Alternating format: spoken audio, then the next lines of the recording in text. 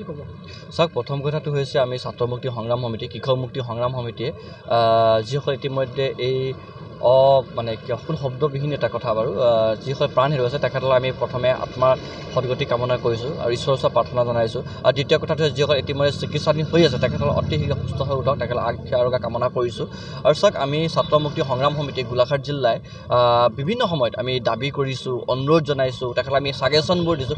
বিভিন্ন যিমানখিনি মানুহ সচেতন সাংগঠন হিচাপে আমি সকলো কথা পাতি পৰামৰ্শবোৰ আগবঢ়াইছিলোঁ, কিন্তু কোনো আওকাণ দিয়া নহ'ল।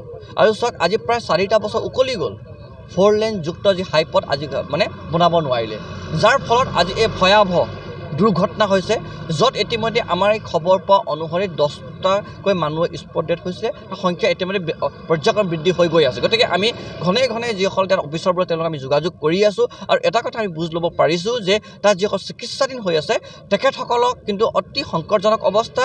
আৰু তাৰ কাৰণে অসম চৰকাৰে ইতিমধ্যে ঘোষণাই কৰিব লাগিছিলে যে এয়াৰ এম্বুলেঞ্চ প্ৰভাইড কৰিব লাগিছিলে, কিন্তু নকৰিলে। গতিকে আমি এতিয়া দাবী জনাইছোঁ NKTVৰ মজিয়াৰ পৰা যে অতি শীঘ্ৰে এয়াৰ এম্বুলেঞ্চৰ ব্যৱস্থা কৰি দিব লাগিব আৰু উন্নত মানৰ চিকিৎসা কৰিব লাগিব। আৰু ইয়াৰ গোলাঘাটৰ যিগৰাকী SP আৰু DC তেখেতসকলে যদি সঁচাকৈ গোলাঘাটবাসী ৰাইজৰ লগত থাকিম বুলি ভাবিছে আৰু বুকুত যদি দম আছে, গণপতি ট্ৰেডাৰ্ছৰ যিগৰাকী মেইন মালিক CMD তেখেতক এৰেষ্ট কৰিব লাগিব। এই 4টা বছৰ তেখেতে কি কৰি আছে? ইয়াৰ কাৰণে অতি শীঘ্ৰে এৰেষ্ট কৰিব লাগিব।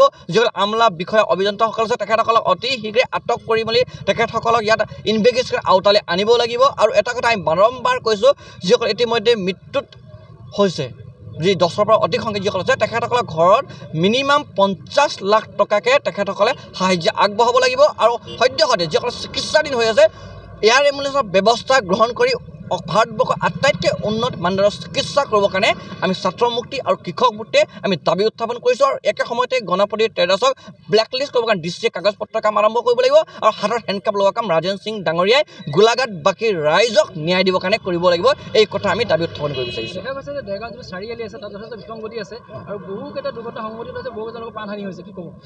আমি কৈছোঁ যে আমি পূৰ্বতেও কৈছোঁ যে আজি আটাইতকৈ ডাঙৰ ঘটনা, এইটো অসমৰ ইতিহাসৰ বুকুত হয়তো লিপিবদ্ধ হৈ যাব, আটাইতকৈ ডাঙৰ ঘটনা।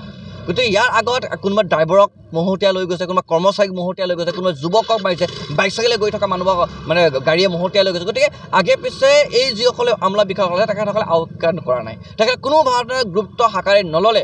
যদি তেখেতসকলে পূৰ্বৰ ভুলৰ পৰা শিকা হ'লে আজি এই ঘটনা কোনো কাৰণে নঘটিলে হয়। আজি তেখেতসকলে আগবঢ়াৰ কথা ক'বই, আমি জানোৱেই, কিন্তু তেখেতসকলে এবাৰ অনুভৱ কৰিব পাৰিবনে, এবাৰ তেওঁলোকে ফিল ল'ব পাৰিবনে যে যি ঘৰৰ পৰিয়ালৰ 4জনে মানুহ মৃত্যুমুখত গৈছে, যি ঘৰৰ মানুহবোৰে 4জনৰ পৰিয়ালৰ একেখিনি পৰিয়ালৰ মানুহ 4জনক হেৰুৱাইছে, তেখেতসকলে দুখ কষ্ট বেদনা বুজি পাব নেকি? কেৱল মাত্ৰ ইয়াত আহি আগবঢ়োৱা কথাবোৰ কৈ এইটো সমাধান কেতিয়াও হ'ব নোৱাৰে। তেখেতসকলে পূৰ্বৰ ভুলৰ পৰা নিশিকাৰ কাৰণে আজি এই ঘটনা ঘটিছে।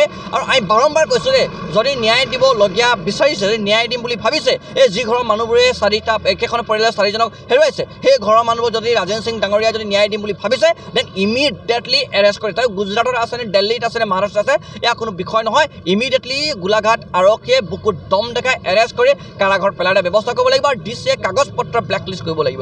নহ'লে আৰু এনেধৰণৰ ঘটনাৰ পৰা কিন্তু যদি তেওঁলোকে নিশিকে, এই ঘটনাক যদি উচিত ব্যৱস্থা গ্ৰহণ নকৰে, তেতিয়াহ'লে অসমৰ অনাগত দিনত হয়তো ইয়াতকৈ ভয়াৱহ ঘটনা ঘটিব পাৰে, তাৰ হ'ব পাৰে। আমি তাৰ কাৰণে কামিয়া নহয়।